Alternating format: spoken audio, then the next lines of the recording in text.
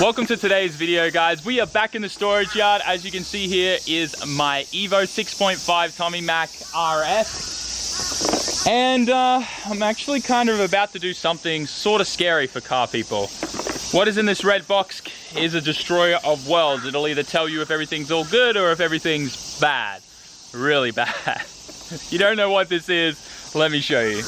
This is a compression tester. So what we're going to do is put this in where the spark plugs are. We're going to crank the engine and check the compression on every cylinder on the engine. And that is a very good way to indicate whether or not we've got something wrong with the engine. So, you know, if there's something wrong with ringlands, piston rings, if it's just really worn, terrible, cracked pistons, broken, anything, really anything like that, like having low compression is going to tell us if something's wrong. I mean, look, don't get me wrong, I'm planning to, you know, overhaul and rebuild a lot of stuff in this engine and engine bay, but if the rotating assembly for the bottom end is all good, then, you know, obviously I would love to use that. So anyways, for now, my goal is we're going to strip all this down, do a compression test, and find out whether or not this engine is dead, screwed, or it may actually be savable. So I think that's a very important thing. But before we do that, there's something even more important that I need to do. So you guys can see there's a kind of a little bit of a forest vibe around here.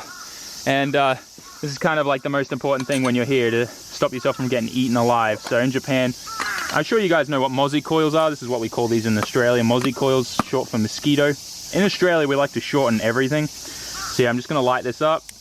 Hopefully it keeps the mosquitoes away and I can work in peace. There we go, that's what we want to see. Nice amount of smoke there. Throw that back in there. We're good to go. All right, hopefully I don't get too eaten alive now with this thing here. Let's get the hood up, and I guess we got to get that cover off and then pull the plugs out and have a good inspection of everything. I'm not expecting the plugs to look good because this thing sat here for so long. But at least we'll get a good idea of how healthy this engine is. I wish I had a bore scope, but the one that I do have only works with a laptop. So, and my laptop wasn't charged, so I couldn't bring that. So we might do that later on if we find any damage or stuff like that, like the compression tester shows anything bad. But anyways, for now, let's get set up.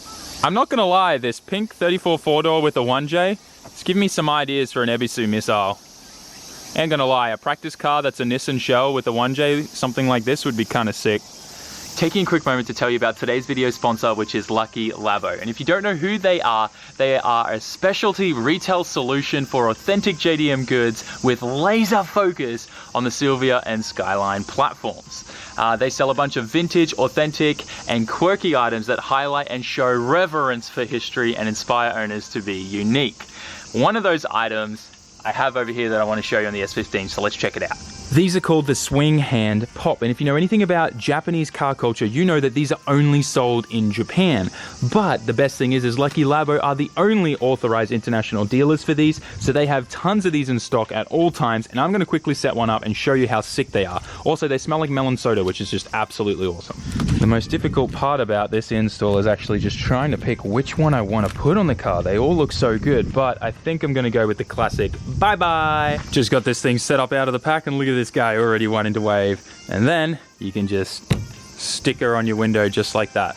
Now the best thing is you've got two mounting orientations on these, so you can go sideways, you can go on the top depending on how your car is. But the best thing is it just moves on the inertia of your car. Now generally you're supposed to install these on the inside of your car, but a lot of people over here also put them on the outside of the car because, you know, you never know when you're hitting the shotoko and you want to have something here so that when the police are chasing you, you can be like, bye-bye, police. But of course I don't want this thing to weather bad outside, so I've put it back inside the car, and I think it's perfect to be there on the passenger window because as I'm flying past someone and I chop them, they know what's up. Bye-bye. I love this product a lot because it's super simple and it's something that's been in Japanese car culture for the longest time. So head to luckylabo.com, get yourself one of these and check out some of the other projects. And don't forget to support the companies that support me. And thank you so much, Lucky Labo, for sponsoring this video. I would not be able to do the things that I'm doing today without their support.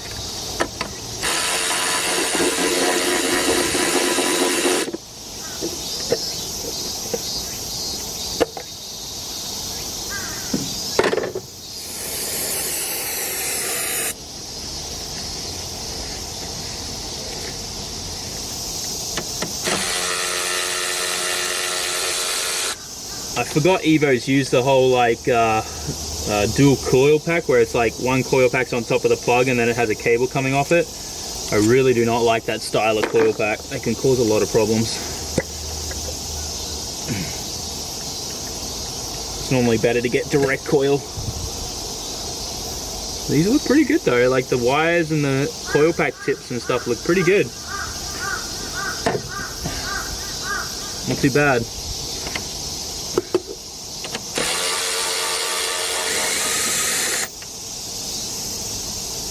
Wait. Oh wow.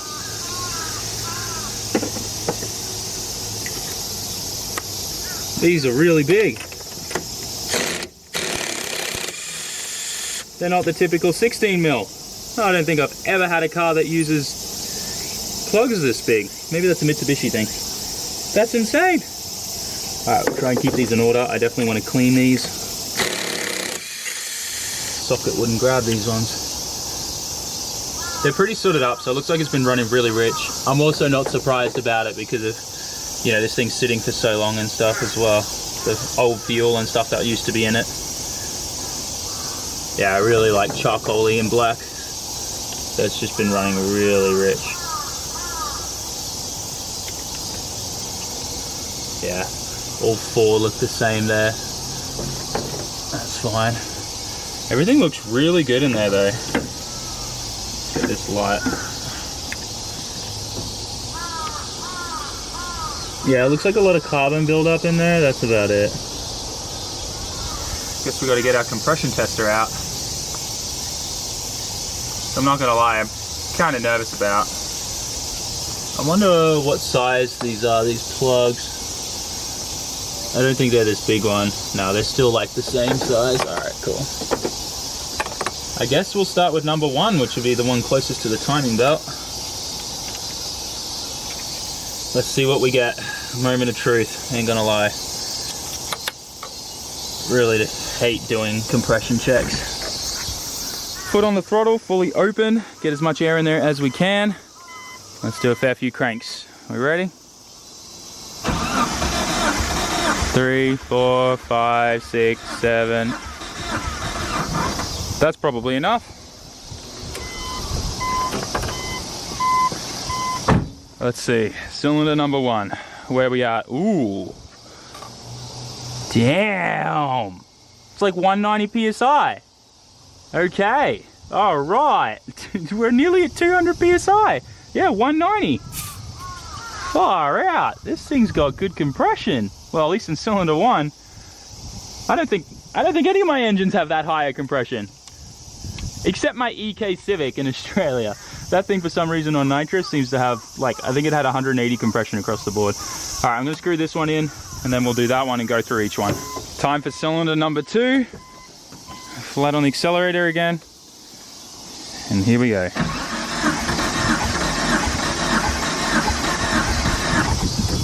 All right. See where we're at. Same thing, 190. Oh, I just remembered I need to unplug the cam sensor here, don't I? Because I don't want the ECU to be putting fuel in. Whoops, my bad. Got that unplugged now. Next 2. Man, 190, that's good, right? I don't know my Evo compression. I was gonna Google it after, but 190's gotta be good. Cylinder number 3.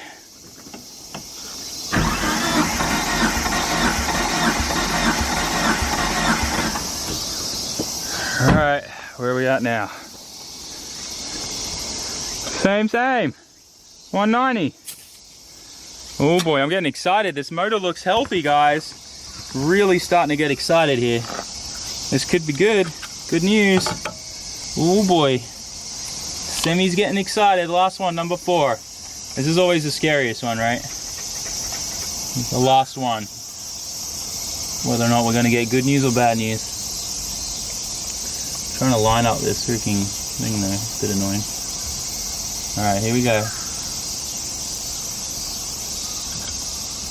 Number 4. Fingers crossed. We all good. Ready to roll. Alright. Big yikes. I'm scared. Tap on wood, boys.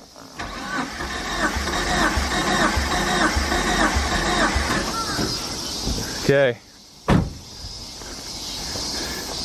Hey, I see it already. Same thing, 190.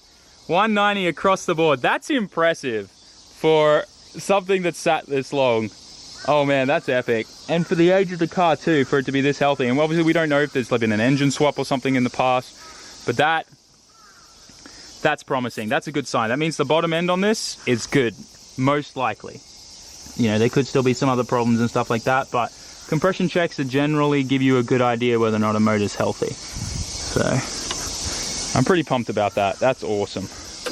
All right, so what I'm gonna do now is all these plugs are super dirty and full of soot and carbon and stuff, which I expect. Like I said, this thing's been sitting for so long, it's running really rich. Probably some sensors aren't working right, the old gas. There's a lot of things that can compound to this. So I'm gonna clean this with the parts cleaner and get these plugs looking a bit better. Then we'll put them back in. We'll let this thing idle for a bit as well to put some charge back in the battery because I've been cranking it for a bit and draining it. But otherwise, this is a really good sign, guys. That means the motor is most likely in good condition, and means we can get up to shenanigans with this thing. I'm pumped. Now, don't get me wrong, I definitely have some plans in the future for a crazy forge build and stuff, but the fact that we started off with a good healthy motor is a good thing. Engine, motor is an electric engine. You know what I'm saying. All right, I'm rambling, let's go. Just finished putting everything back together, gave everything a little bit of a clean there and got some oil off some stuff. Let's see if this thing's gonna start first go, hey? Wow, fired right up. Cleaning plugs does amazing. It's definitely struggling a little bit though. I think it's like MAF related. There's some weird like cut wires and joined wires down here by the MAF, so I'm not sure if there's something up with that. See if it'll rev up.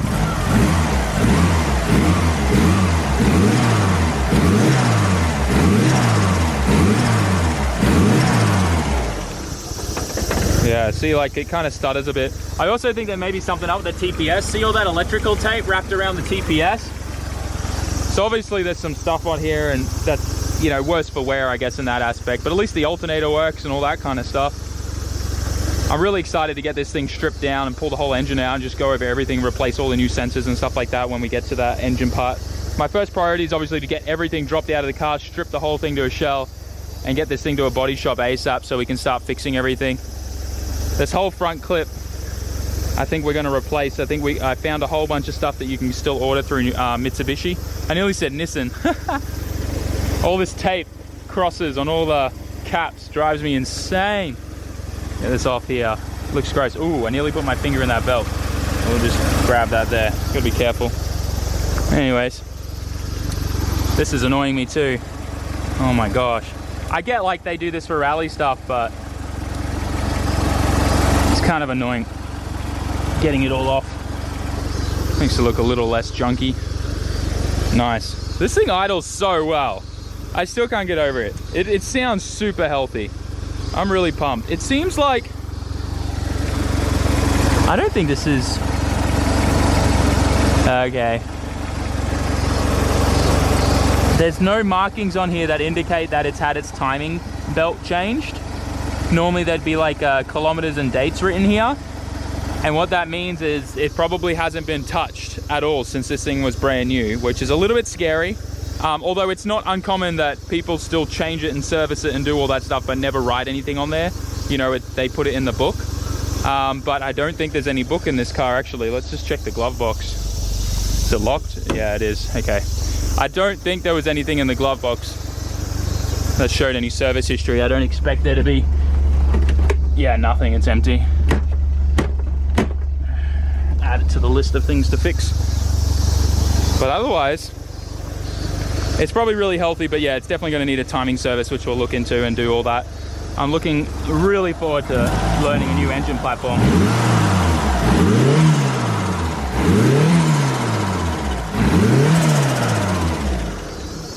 Oh, nearly goes to stall out. Will it come back? There she goes. That clunking, by the way, I think is the diff. From what I understand, which I'm still getting some more information from the previous owner, which I'm now in contact with, by the way. This car has like Cusco diffs front and rear supposedly, so I'm waiting to get some information, like if they're 2 ways, 1.5 ways, 1 ways, that kind of stuff. But yeah, there's definitely been some cool stuff on here. The wastegate here comes out and gets piped in as well, so There's just so much I still don't know about this car, but at least we do know the engine is healthy and good there. Actually, the idle, like, just how the engine's running right now is so much better with cleaner plugs.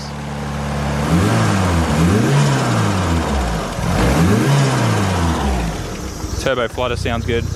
Although I think it's actually the recirculation valve or blow-off valve, whatever it's called. All right, I'm pretty happy. Car idle's great, runs great, compression's great, looking pretty shabby. Actually, just to confirm that that's a good pressure compression, I'm gonna quickly Google what I should be seeing on the 4G63 and just make sure that that's definitely good. But in my mind, I'm pretty sure 190 is pretty spot on for good. So this is kind of interesting. I just did a bunch of research, and the 4G63 here, the turbo motor, it should be like standard compression is 178 psi and the service limit is 133 psi. So that leaves me wondering, why is my motor making way more compression than what's listed here? I wonder if something else is going on internally with this thing. That's got me very curious right now. Interesting. Okay, if you guys know anything maybe about that. But yeah, I literally had like 190 psi across the board on my gauge. Where is this thing? It was literally here. So yeah, 190 across the board. Interesting. I wonder if like there's some kind of different pistons, forged internals or something like that in this bottom end. That's got me really curious now. Kind of got me excited too. Before I started packing up, I wanted to take another look at this 32 out here and just see like what kind of condition we're dealing with here. Okay, so this whole corner's been cut out, most likely for intercooler stuff. RB20 dipstick is here, so there's a good chance that this motor's probably full of water. Hang on, I can see the dipstick hole. Let's slide that back in there. See if it'll even go in. It's probably like full of some ant nests right now. Oh, it's going in. Does it have oil? That's my question. How funny would it be if it did? Get in there. Oh, it won't go in all the way. It's like jammed on something. Yeah, all right. There's something in there probably. This motor is cactus. You might be able to use like the cylinder head or something like that off it. Is it open? Seems like it's locked. What about the rear door? Which is kind of concerning because the key's in the ignition in there. So I guess this thing's locked. There's a baseball glove and that kind of stuff in there. It honestly doesn't look too bad, hey.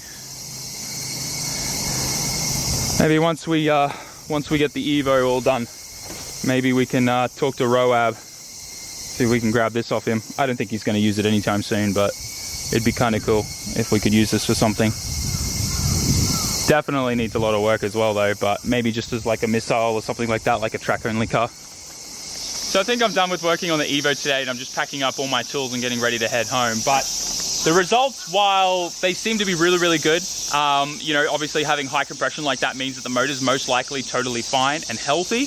But the results have obviously piqued my interest because like factory standard 4G 63 engines normally, like I said, around 178. So I'm wondering like that extra PSI there, if that is just because maybe some fuel was in there or because of the carbon buildup, maybe that's increased the compression a little bit, which is what I'm probably leaning towards the most, rather than thinking like there could be forged internals or some kind of, you know, built engine type of thing. I'm going to talk to the previous owner and see if he knows any information about it. I'm probably betting that just like carbon buildup, maybe a bit of fuel was in there before I remembered to disconnect the cam angle sensor or something, attributed to that higher reading. But regardless, that's still a really good result if that is stock. And if that's got built forged internals in there, then we've just won even more with this car, because that's gonna be super, super cool. Like I said, I'm still planning to pull that engine down. We're gonna do a refresh and check over everything, replace every single seal and gasket on there. But if the bottom end rotating assembly is like mint, then I'm not going to touch that. There's no point, you know, replacing bearings or anything like that if it's all good and, you know, all the tolerances check out, because I am going to pull the sump off and stuff like that, and we're going to inspect everything when we do pull it all down. But yeah, I'm really hyped because, you know, I didn't do a compression test before, and I really should have, but I mean, at the end of the day, it didn't bother me because my goal was to rebuild the car. So even if the engine was screwed, then, you know, it didn't really bother me because I just build one anyways. So anyways, that aside, I think this is actually a really good time to just bring up, like, you know, in the previous videos and stuff like that, I talked about just how special, like, it is to have this chassis and whatnot.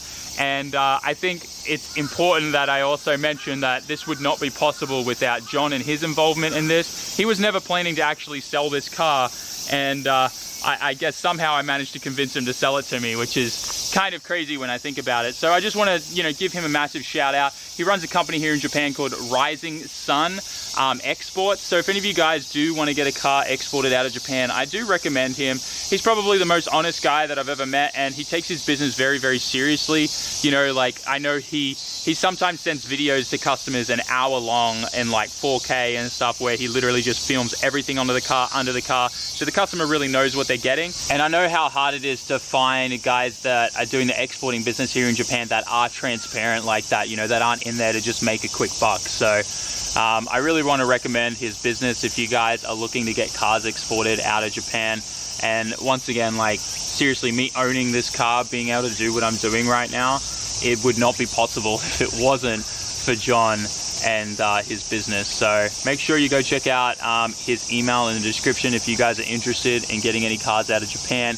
You want an honest, transparent person to do that. He provides the service and does all that kind of stuff for you guys. And with that, I'm going to finish packing up my tools and get out of here before I get eaten alive by the mosquitoes.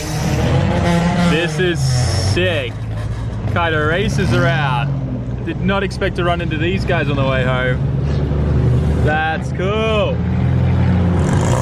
Damn. So cool. Mark II Corona. Ken Mary Skyline. Nice. Very cool. Man, that's the dream. Hey, when I get old, that's literally what I'm gonna do. Except these cars that I'm using right now will be the equivalent of that when I'm old. Very cool. So I hope you guys enjoyed today's video. I definitely know I'm gonna sleep better at night knowing that the compression on the Evo engine is A-okay. Now, I did do a bit of research before and I couldn't really come up, like, there was really nothing that I could find that was like a clear explanation as to why my compression on the Evo is a lot higher than what the standard spec is. I was starting to think maybe it could be cam related, but I think normally you would see your compression a lot lower if you got bigger cams. That's kind of like a side effect if you have really big lumpy cams and stuff in your RBs and JZs and stuff like that. You end up seeing a little bit of a lower compression sometimes when doing compression tests. I don't think it goes the other way around though with higher ones. So I don't know, I'd love to hear your feedback. If you guys have any information that you can share with me in the comment section, please let me know. As I said, the Evo is an entirely new platform to me. I have only started researching heavily on, like, you know, the 4G69 and the CP9A platform and stuff like that. I'm looking for parts every day. It's insane. I swear I'm spending like 2 hours to 3 hours every day just scouring Yahoo auctions. And I have found some Tommy Mackin parts off another 6.5 Evo that I am trying to acquire right now for the car. That is going to be super epic.